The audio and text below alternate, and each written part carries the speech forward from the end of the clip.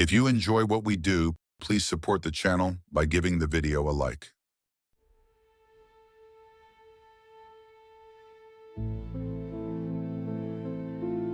Have you ever seen yourself die? I have. I was just a normal mid-20s college graduate when that horrific nightmare occurred. It was not like any experience I had been through before, and now it is my every waking nightmare. My story begins like that of many recent college graduates, living in the city without a real job. I recently graduated from Miskatonic University with a degree in art history, a worthless degree, which unfortunately is a realization that came to me in my senior year. I had no real job except working at a rundown old club in the seedier side of town. I wasn't skilled enough to be anything like a bartender, who nowadays are part performer, part showman, and a little part drink servers. No, I worked there just making sure any punk who thought he could miraculously make it in the music business wasn't in a foul mood or killed by gang members who didn't like his lyrics. It was one of my nights off when my friends, I call them friends because that was what I thought they were before those events occurred, convinced me to spend a night of luxury in the very place that I worked. I wished to any and all deities that I had not been insane enough to go that night, but I went along with them anyway. Scientists say that by this age, my brain should have matured to support my decision-making processes. I should not have made such rash and potentially dangerous choices. I made all of them anyway. Perhaps it was because I was depressed about having no real career and that I was wasting my life. Perhaps it was because my brain, due to some forgotten event, was stunted and had not matured enough to make competent choices. Lastly, perhaps I just did whatever I felt like. But whatever the reason, I consumed a dangerous cocktail of drugs that evening. I remember smoking things that my so-called friends had brought with them. I remember needles and a rush of pure bliss. I remember taking pills that quickly followed with mind-numbingly bright colors and shapes beyond imagination. I know I drank, injected, swallowed, and inhaled many substances that night. I will never know what those substances were. I could never reproduce the myriad narcotics in my body that night, and I wouldn't want to, even if I could, because I believe that unique combination of drugs caused them to notice me. Some people who use recreational drugs believe they alter the user. Some say hallucinogens allow us to see truths just beyond our normal perceptions. They say hallucinogens temporarily alter our brains to perceive things, lacking a single term for these reality distortions that aren't quite material. They claim our minds in this altered state see hidden truths, but our waking brains see them as hallucinations because we cannot comprehend this defiance of the reality we know as human beings. I'm not a scientist, but this is the only logical explanation I have for how these events began. I don't know how I managed to make it back to my apartment after my night of stupid debauchery, but I woke up there. I woke in that hellhole the next day around noon, my clothes ruined by stains and my phone dead. I thought that was probably a good thing because I had no clue what I had done the night before and didn't want anyone telling me the details. My head was pounding and my heartbeat felt like a sledgehammer wrecking the inside of my body. I muttered some curse word or another as I made my way to the bathroom that morning. I finished my business, so I walked to the sink to wash my hands as usual. There was some motion behind me, at least I thought it was behind me. I whipped around and threw open the shower curtain, but there was nothing there. It was just a figment of my imagination, or so I thought as I turned back to washing my hands. There it was in the mirror, some blurry movement behind me again. For a second time, I turned around to confront it, but it was not there. I decided to ignore anything else because it was obvious to me then that this was all in my head. It was most likely caused by the drugs I had taken the night before. Unfortunately, this was not the case. I bent down and washed my head in the sink to try to dull the throbbing pain with the cold water. I blindly grabbed a hand towel off the ring to dry my head, and when I looked back at the mirror, it was there behind me. I turned back and saw nothing. I looked again at the mirror, and there it was. It was still behind me. Back and forth I whipped my head until I figured out that it was in the mirror. The thing was walking toward me slowly. It was not human, and I had no name for what it was. It was tall, standing around 7 feet, as best I can remember. It had 4 arms. Two of them, the ones on the chest, were much shorter than the others. On each arm was a hand with 3 fingers, 2 fingers and a thumb-like appendage that ended in long, deadly-looking claws. It had no eyes, no ears, and no nose, just a mouth with teeth too small and sharp to be human. It was fading, blinking, and shaking like an image on TV when you lose signal. It was moving ever closer, but it was not there behind me. It existed only in the mirror. Then it was looming over me. I swear I could feel its breath on my neck, even though I knew it existed only in my mirror reflection. I watched as it placed a clawed hand on my shoulder, and I found myself in the real world unable to move. I saw its other long arm appear, my eyes wide in horror. My breath was taken away, and with a quick motion, I watched my throat slit.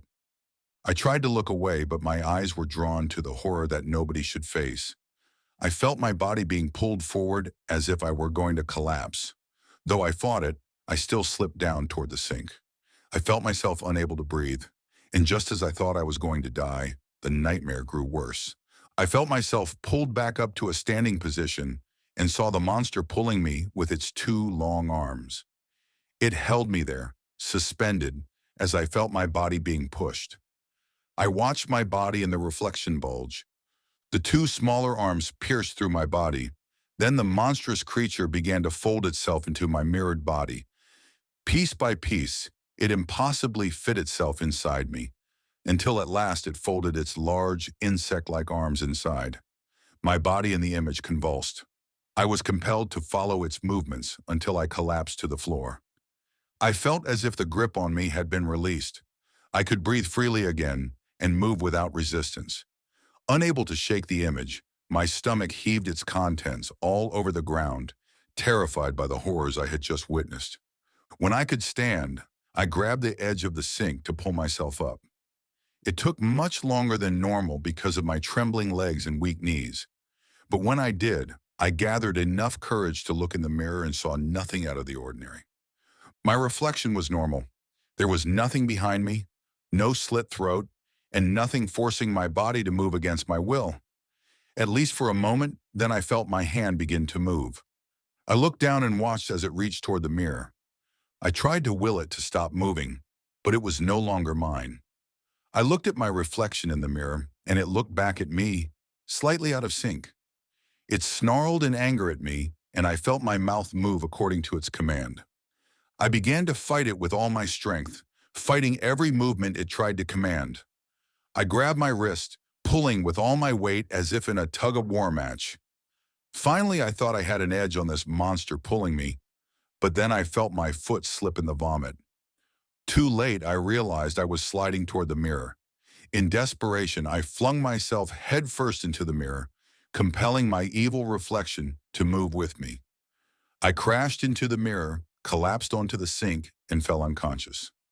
I awoke around 6 in the evening, groggy and sore from flinging myself into the mirror. I could barely tell approximately what time it was by the amount of light in the room. The mirror, the horror of it came crashing back into my mind with a speed like that of a bullet train. I refused to stand up and see my reflection. I had felt finally connected to the experiences I suffered with the mostly shattered mirror. Ignoring the grossness of my vomit, the myriad broken glass pieces, and puddles of my own blood, I forced myself to crawl into my dimly lit, shabby living room. I finally got what my mind needed, to reset itself. Unfortunately, it chose a panic attack to do so. For those who have never experienced a true panic attack, it was truly terrifying. My breathing became shallow, and I felt like I couldn't get enough air. As this happened, my mind was flooded with thoughts. My thoughts were a mess, with only a few words standing out clearly. The rest were faint whispers. Eventually, I regained control of my mind and sat up. I decided that everything I'd seen was just a nightmare from the drugs. Looking down, I saw the mess of my clothes. I was covered in vomit, my clothes were torn, and when I touched my head, my hand came away sticky with blood. I knew I had to clean myself up and then clean the bathroom. Though I was convinced it was all a hallucination, I was still nervous about entering the bathroom.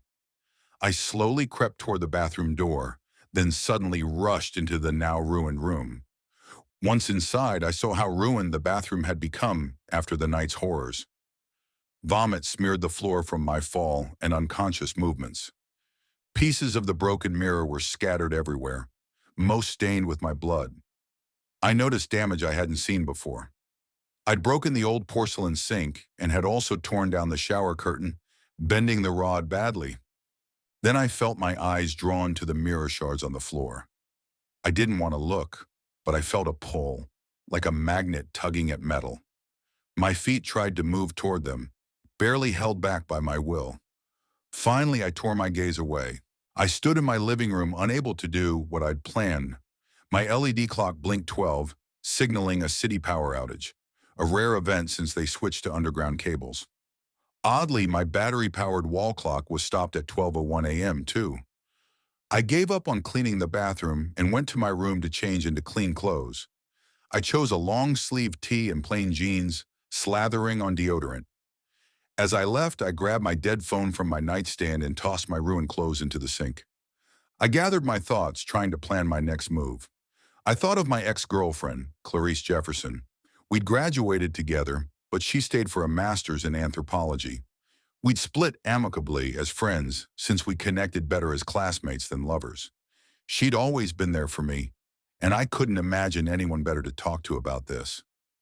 I was headed out, keys and wallet in hand, when I remembered the gash on my head. I quickly stuck my head under the kitchen faucet, barely a kitchen at all. The water washed off the blood and woke me up a bit. I dried my hair with paper towels until they came back mostly clean. I walked a block and a half to the nearest bus stop. Taking the bus is cheaper than owning a car in the city. At the stop, another regular, Harriet, whose last name I never learned, was there. I asked when the bus was coming, and she said the 7:20 bus would be here in about 20 minutes. I waited in the awkward silence only a bus stop can bring. The bus was a few minutes late, but it felt like forever. I got on, swiped my pass, and took a seat near the back, away from the driver. My mind was still reeling from the trauma, making me suspicious of every move the other passengers made. I knew the route by heart, 2 stops, then I'd get off at the 3rd and walk a couple of blocks to Clarice's apartment near campus. As I stared out the window, letting my mind drift, I felt strange, like time was slowing. My body felt stuck, like in a dream. I felt lighter, as if gravity had let go. The world outside changed. Buildings looked ghostly, stretched, twisting into impossible shapes. The landscape turned alien, shifting and fluid, barely real. Then I heard voices calling to me. I call them thoughts, but that's not quite right for what I heard. They were like sounds, but more, echoing in my head. If I had to explain, I'd say I felt their meaning in my body. The voices were sharp, high-pitched, unlike anything human. The parts I felt, I understood. It wasn't one voice, but many, calling as one in a terrible language. One voice, deeper and louder, stood out. They spoke of things I couldn't fully understand. Vast universes, a time when all were one, called the First. When they spoke of the First, their God, I assumed, that deep voice said, I alone, apart from the others. They went on, a single awful voice, telling of a chaotic void before the universe had form. They spoke of the First's pain, but then a hand touched my shoulder.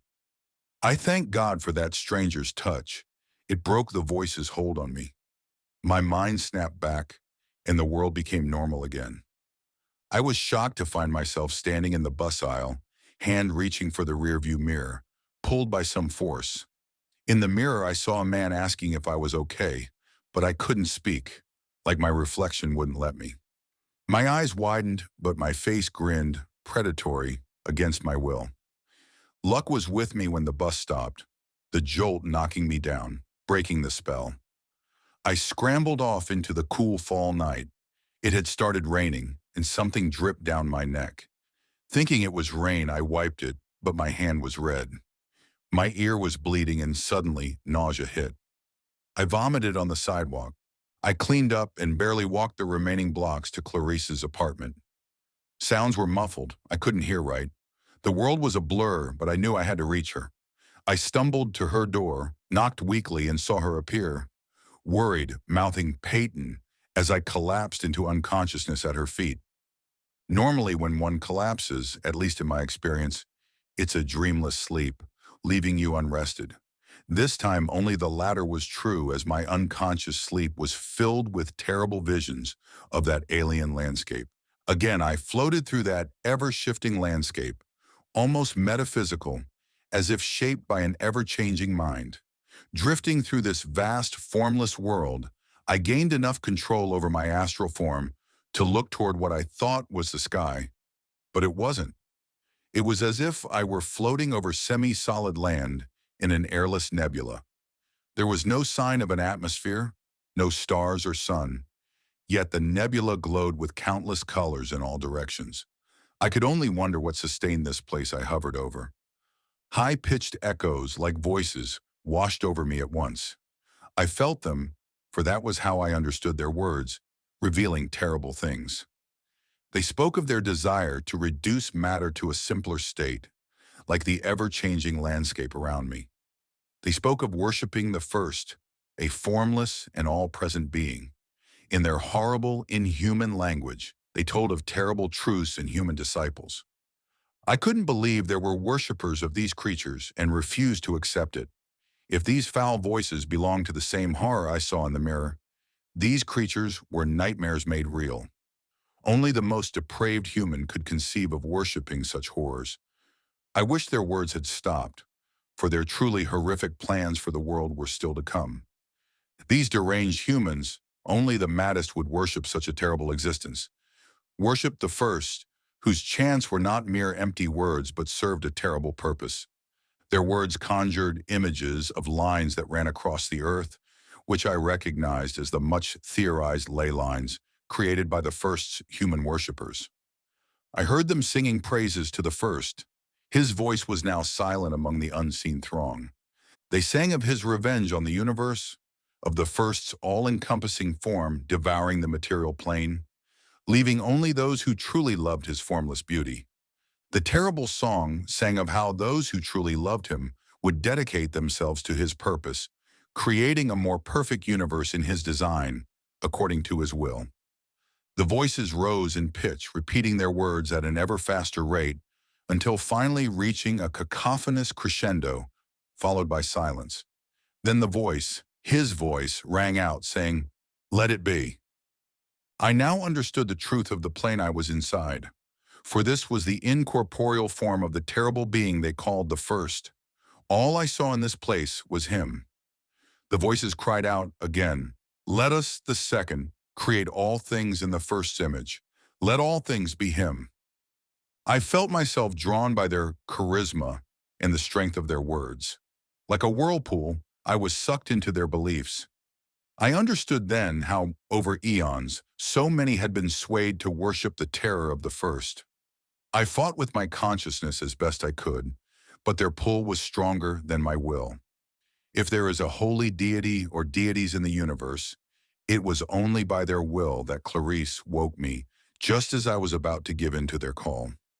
Her gentle jostling of my body was enough to snap me out of my trance-like nightmare. I could tell by the light in the room that it was morning. Another chunk of time stolen from me by these strange events. I knew even then that this wouldn't be the last such experience. "Hey, Peyton, you really need to wake up. You're severely dehydrated." Her face showed worry. I didn't like seeing that expression marring her beautiful face from her rich Jamaican heritage. I did as she asked and got up. I was weak. Clarice was right, as always. I couldn't recall when I'd drunk anything. "I need your help," I told her bluntly after guzzling my third glass of water. "I can tell, especially after your collapsing in my doorway," she said, arms crossed, sitting across from me on her sofa. Her apartment was far better than the eyesore that was my home. "You scared me half to death, looking so pale and feeling so cold. But first, explain this." Clarice showed me a picture on her phone. It was I lying on the bed, but on the sheet beside me was a hieroglyph, complex, swirling, and symmetrical, It began at 4 points, forming various angles, ultimately resembling a horrible-looking eye. Just seeing it filled me with unease. I looked at my hand, and sure enough, my right index finger was freshly bandaged. "How do you know this hieroglyph?" she asked, glaring, all worry gone from her eyes. "I don't know. I've never seen it before." I hoped she believed me, as I had no idea. This worried me deeply. I'd never sleepwalked or done anything similar. That I'd started sleepwalking must be related to everything happening.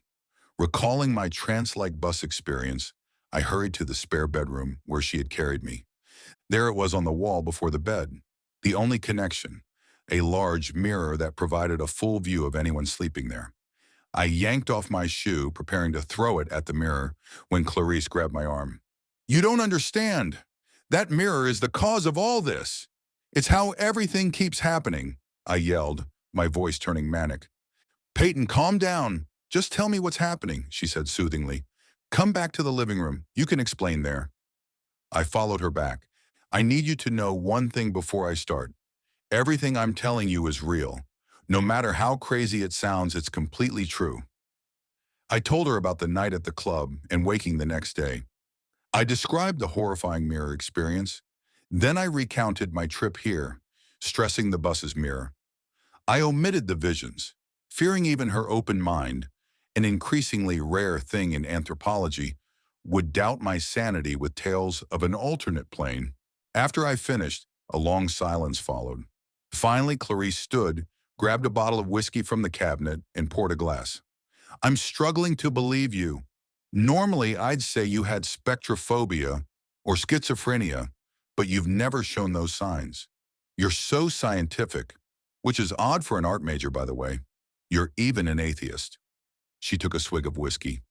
"That doesn't mean I believe you, but there's something I can't explain, though, that hieroglyph." "How does that prove my sanity?" "I'd think it would do the opposite. Because the public hasn't seen this symbol. It's a high-level academic secret." "I don't understand. Why is it a secret?" "What does it mean?" I asked with a confused expression. I hadn't expected this. All I sought was her comfort. Actual answers? That hadn't crossed my mind. Clarice poured another glass of whiskey, less concerned with portion size. "That's just it. We haven't a clue what it means," she said after a long swig. "You know my specialty is linguistic anthropology, focusing on Native American languages." I nodded, knowing this. "Well, recently there's been excavation of ancient Native American mounds.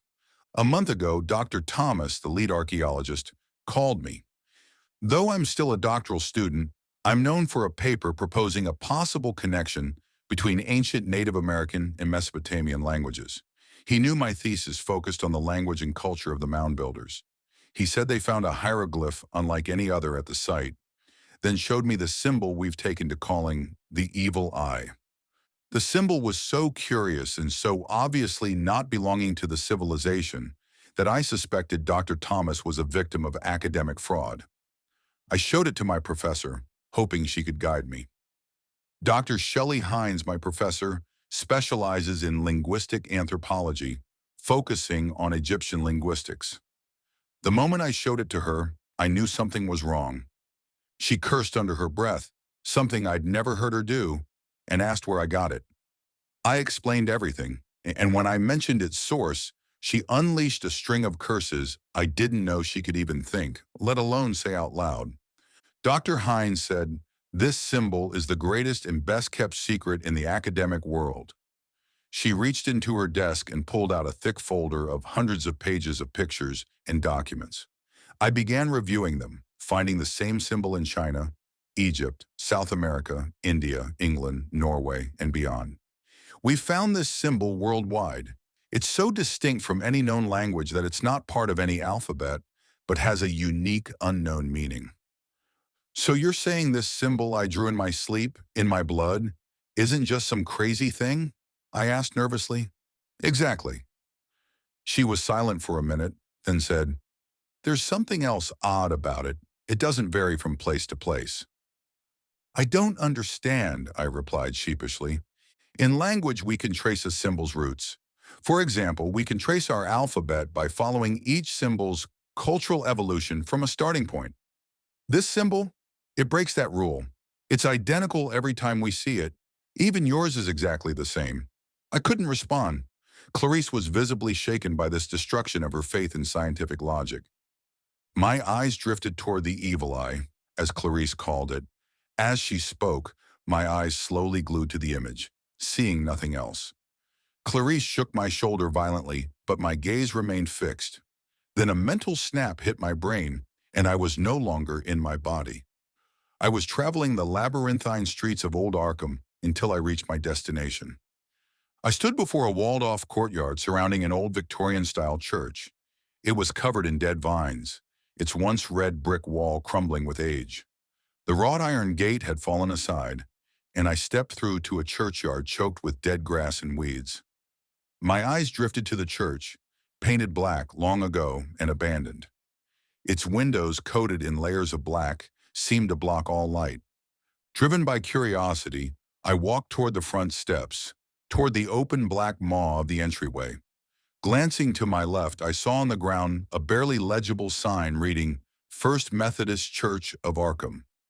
I returned to my body, feeling a pull like a magnet toward what I assumed was the old church on the hill. I knew I couldn't resist long. This is going to sound crazy, but I know where I have to go. I understand if you don't want to. She looked at me. Stared at me is probably more accurate. Something about my facial expression or posture must have told her that I had experienced a waking vision. There was a sigh, and then Clarice said, "Shut up, Peyton, let's go." We drove to Old Arkham, a relic surrounded by the modern city's gleaming skyscrapers and bustling commerce. Over the years, residents had abandoned the old town's charm for modern conveniences, leaving behind only a few trust fund couples seeking to renovate historic homes, weary wanderers hiding from the world, and stubborn families unwilling to adapt. Even Miskatonic University, my alma mater, had relocated to the new city, leaving Old Arkham a shadow of its former self. The car's confined space overwhelmed my mirror-induced paranoia. After reaching a point I deemed close enough to walk, I insisted we park. Clarice resisted at first, but relented when she spotted a nearby restaurant. We parked and entered Abdul's diner by mid-afternoon. A heavy, rainless sky loomed overhead, casting a foreboding pallor over the town. The diner, likely opened in the 1950s, showed signs of neglect, its faded decor mirroring the weary patrons within. The customers sat in eerie silence, their shoulders slumped, eyes vacant, as if entranced. A soulless place, if ever I saw one. We settled at a table, enveloped by an awkward silence unbroken by music or conversation. When the waiter approached, his forced smile seemed robotic, almost sinister, as if his face were a mask concealing something darker. We ordered in hushed whispers and endured the patrons' stares until our food arrived. The meal was as bland as the atmosphere, and we ate quickly, paid, and left. Walking toward the church on the hill felt easier with each step, as if the compulsion guiding me strengthened in that direction. Every move away from it was a struggle. As we walked, the sky darkened, and the old buildings seemed to loom, threatening to collapse and bury us in their ruins. The sparse population dwindled further the closer we got to our destination. Eventually, we encountered an elderly man whose lined face still held a spark of life, unlike the town's oppressive gloom. Clarice, ever the curious scientist, struck up a conversation. He was eager to talk until we mentioned the church on the hill. His eyes widened and his feet twitched as if to flee, but something made him stay. With trembling hands, he offered to share what he knew if we gave him money for a decent drink. We handed him some cash, which he pocketed slowly. "Not here," he whispered. "Too many of them lurking, listening. Follow me." The magnetic pull toward the church made following him difficult, but I managed to trail him to a dilapidated apartment building a block away. A crude cross-like symbol was carved into the door. "They don't like these symbols," he said. "Keeps their eyes and ears out of my life." Inside, every wooden wall bore carved holy symbols: the Star of David, an Ankh, a Wiccan sun and pentagram, and others so ancient their meanings were lost to time. The sheer madness of the place felt wrong, as if it repelled my very presence. I recognize some of these, Clarice said, careful not to judge.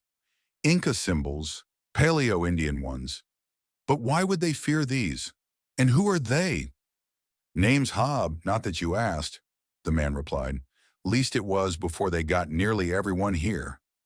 Seeing our looks of confusion, he continued, I ain't just some loony. Believe me or not, I've lived here my whole life, and I'm not making this up. You have our attention, I said, sitting on a dusty couch and gesturing for Clarice to join me. It started before I was born, Hob began. My father said those living near the old Methodist church on Hangman's Hill were cursed, called themselves disciples. As a kid, I thought they were just odd. Plenty of folks around here were. But something about them was wrong. Their eyes looked dead, their movements unnatural, like their bodies didn't fit them right. They didn't worship like us, gathering on pagan days, chanting in some unearthly tongue so loud it kept us all awake. As I got older, people started disappearing. One or two a year at first, easy to explain away. But soon there were as many missing posters as there were folks left in old Arkham. That's when things got bad. Hob grabbed a half-empty whiskey bottle with a shaking hand and took a long swig. The few of us left started acting strange, not themselves. More joined the disciples. One Samhain, I followed him, wished to the heavens I hadn't. They marched by torchlight, all lights in town shut off, supposedly for some kind of maintenance that happened every time they marched. Hooded, they chanted in that wrong language, moving toward Hangman's Hill. By midnight, they reached the Methodist church, whose walls are painted black as coal, windows sealed with layers of black paint. They filed in, bowing at the entrance. Hobbs sighed, letting the empty bottle fall and shatter on the floor. I crept to the open door. Inside, they packed the mirrored room tight, torches on the walls. They stood round a stone altar in the center. They laid my friend, Missy Peterson, on it. Their chanting grew louder, faster, and that symbol, the evil eye, glowed. Their words blurred into a buzz, and a tendril, thick as a man's arm, burst from the altar. His voice cracked, and he buried his face in his hands. It wasn't real, like glass, but it moved. It pierced her chest. She screamed as it lifted her, then dragged her into the altar. Something blurred out, and 4 people kneeling nearby shook violently. A voice deep as the sea roared in my head. Embrace the second, I shall come. All shall be the first. Wait, Clarice interjected. How do you know about that symbol? How do you know it's called that? Hob took a second, going from angry at being interrupted to looking quizzical. You know, miss, don't really know. I don't think I ever heard any else call it anything else. Name just seemed to fit it, like the evil eye called itself that. Now stop interrupting me, I'm almost done, then you can get the hell out. After seeing my dear friend die, I ran faster than ever, never looking back, like a damn coward. When I got home, I carved that cross on my door with the knife in my pocket, begging on God to protect me. They came that night. They stood screeching at the symbol on my door like animals fighting for territory. But by sunrise, they were gone. They've watched me ever since, waiting for me to slip up. I never saw Missy again. Now I hide, drink, and survive till they win. Summoning my courage, I asked the question I dreaded most. What was the name of the old Methodist church? Deep down, I already knew the answer. Perhaps it was my growing dread or something more sinister. But when Hob, his voice steady despite the whiskey, confirmed it was the First Methodist Church, I felt no surprise. The pull toward the church intensified, like a child tugging insistently at my sleeve. Resignation settled over me, and Clarice's expression mirrored my own. We knew our only choice was to go to the one place we knew we shouldn't. We rose to leave in grim silence. Hob, half dazed by alcohol, pressed a rosary into my hand with a slurred warning. They don't know which gods are real or fake. Don't take this off. Ever. I clasped the rosary, patted his shoulder, and left him to his drunken sorrow. We stepped onto old Arkham's cracked sidewalks, the tall, narrow buildings looming oppressively overhead. The lights were out. The stars and moon provided enough light for us to walk. My compulsion guided us through twisting alleys with ease. the ground rising beneath our feet as we neared the church. Our silence was not awkward, but resolute, each step driven by a shared determination to end this nightmare. I could only guess Clarice's thoughts. Perhaps she envisioned uncovering the secret of the evil eye, the greatest archaeological discovery of our time. But these are reflections born of hindsight, not certainty. Maybe it was even more personal than that. Maybe she was doing this in hope of saving me somehow. I wish I knew. We reached the brick wall encircling the First Methodist Church's courtyard and graveyard. Gripping Clarice's hand tightly, I clutched the rosary until it bit into my skin. We paused at the collapsed wrought iron gate, steeling ourselves. The church's open door revealed flickering torchlight within, along with something else. The pull, now irresistible, drew my feet forward. A sense of foreboding deepened as we approached. I glimpsed a weed-choked sign, likely the same one from my vision, now undeniable as more than a mere dream. From within came a low, reverent murmur, not whispered, but steeped in awe. Clarice and I climbed the 5 steps cautiously and entered through the double doors, where we had obviously been expected by the loyal congregation. The old pews were gone, leaving the wooden floor bare. In the center, painted in deep red, sprawled the intricate evil eye symbol. Floor-to-ceiling mirrors lined the walls, interrupted only by sconces holding torches that cast a bright, eerie glow, and another pulsing light that seemed to emanate from nothing but everywhere.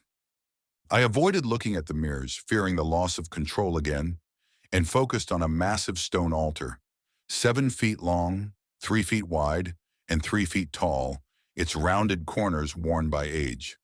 It rested on a stone slab extending 2 feet beyond its ends and a foot on each side, etched with bas-reliefs of the evil eye in the same blood-red hue. Hooded figures stood shoulder to shoulder along the mirrored walls, their murmurs ceasing as we entered. They stood in silence, arms crossed, heads bowed. From their ranks stepped a figure distinct from the rest, clad in heavy robes and a silver chain bearing a large evil eye pendant. A stone crown, unlike any I'd seen, adorned his hood, centered with another evil eye. His movements were jerky, like a puppet pulled by unseen strings. He bowed his head and gestured toward the altar. Sweat beaded on my face as the compulsion to obey surged, stronger than ever. Yet in my terror, I found the will to resist. Our eyes locked. Or rather, I stared into the shadowed void where his face should have been, unconvinced it was human. He gestured again, his motions erratic, and the hooded figures resumed their chant in a guttural, otherworldly tongue filled with harsh consonants and rare vowels, the language of the second from my vision. Their words transported me back to that flowing, alien landscape, its eternal hymns to the first. My lips moved, mouthing their chant, praising the first. My feet shuffled toward the altar, ready to embrace my fate, when Clarice's hand yanked me back. "Snap out of it, Peyton! We need to get out!" she shouted over the rising cacophony. In her left hand, a snub-nosed revolver aimed at the crowned figure. "Let's go! Now!" Where did she get a gun? I wondered to myself. Was this her plan all along? I never even knew she owned a firearm, but I was determined. "We haven't learned anything," I yelled, my voice not entirely my own. "We came for answers. We need to know about the Essel Sum. The Exertuge know these things. They'll usher in a new beginning, eternal peace under the first." The words poured from me as if another controlled my body, a stranger within me, defying Clarice. Her strength shattered. The strongest woman I knew unraveled, waving the gun wildly between the hooded leader and me, her eyes manic. "They're controlling you. You're becoming one of them. We have to leave, Peyton. Now!" My gaze drifted to the mirrors, revealing a nightmare. Instead of the hooded disciples, I saw countless reflections of the monstrous creature from my first vision. Not one human reflection remained, except that of Clarice's. Her eyes, fixed on the mirrors, saw the same horrors as I did. Then slowly she turned to me, her voice breaking. "Peyton, why can't I see you in the mirrors?" The world trembled beneath me. I sank to my knees, glancing at the mirror to confirm the truth. I too was among the monstrous throng. Silently, I pleaded with Clarice, hoping she could save me. Her revolver leveled at my chest. I braced for the shot, closing my eyes, but the deafening blast spared me. The high priest had seized her wrist, twisting it until it snapped. Clarice screamed. She started to collapse, but he held her broken wrist, dragging her toward the altar. She clawed at the floor, her fingernails tearing, as the priest struck her throat, silencing her. The disciples chanted, "Semne Menmi," as he stripped her and laid her choking body on the altar. Raising his arms, he silenced the chant and bellowed, "Tier heretics!" He will awaken. The words echoed fanatically. Then, Orgol Xtimson Atso. Taste our sacrifice. My body, no longer weeping, shouted with them. As the altar's symbols glowed with sickly colors, the priest roared, "Anmoni Sumir! Let all be him!" I stood, my tears dried, and echoed the cry, my gaze steady on the altar. A tendril that seemed to be equal parts ethereal and material erupted from the ancient stone slab, lifting Clarice's struggling body. Then more and more of them appeared. She reached for me helpless, as one final tendril pierced her chest with a visceral sound, like that of an overripe fruit being crushed underneath, in the snapping of thick bones. The tendrils collapsed inwards over her now lifeless, scared yet judging eyes, and pulled her down into oblivion to be with the first. Something snapped inside of me. I regained control of my body from my possessor, and I collapsed, stunned. One by one, the disciples removed their torches and filed out, leaving the altar's fading glow as my only light. In darkness, I waited until dawn's first rays touched my back. The mirrors still surrounded me. In a surge of rage, I seized the old sign outside and shattered the mirrors into countless fragments. Unlike Hob, I didn't run. I wandered from that place, broken. My soul lost alongside the truest love I'd ever known. I found myself at a police station, bloodied and battered. I tried to explain Clarice's fate, but no one believed a junkie's story. They found no evidence at the First Methodist Church, only my rosary that I had dropped in the madness. They said the church had been abandoned for years. Suspected briefly of my love's disappearance, I was released due to a lack of evidence, thanks to a court-appointed lawyer. The doctors tell me that I suffered a sort of mental breakdown, unable to cope with reality, or a drug-induced psychosis. They don't understand that what I saw was real, and it left me shattered like the mirrors of the old church. I checked myself into a hospital, hoping to escape those visions. But the second still find me. They find me in every reflection. Try to take control of me once again, taking control of me from beyond our reality. I clutch the rosary given to me by Hob, but I think they're learning that my God isn't real unlike theirs. They try draw me to that formless, beautiful world, singing of the first's chaotic glory. The pull to return to that black birch courses through my veins with every heartbeat. Their cacophonous hymns echo in my mind in a never-ending loop. I can see it from my window still. The black church. Some nights I see the glow of torches both coming and going. It calls to me. The thing inside me wants to join them, but I have to resist for her sake. As long as I resist, that means there is hope, and that is all I have left for me. As I'm writing this, the second inside my body has started singing. I know it sings with the others in the church. I'm tired, so tired. One day I will lose this fight and join the ever-growing congregation. I will be with my God. I will be with the first. For now I play the role of Sisyphus and push my boulder out of spite. If you find this story and I am gone, you know where to find me. I will be there with the crowd. Please, please kill me. Burn that place to the ground. Destroy the altar. It's my only hope now. You are my only hope for release. Have you ever seen yourself die? For all of our sake, I hope not.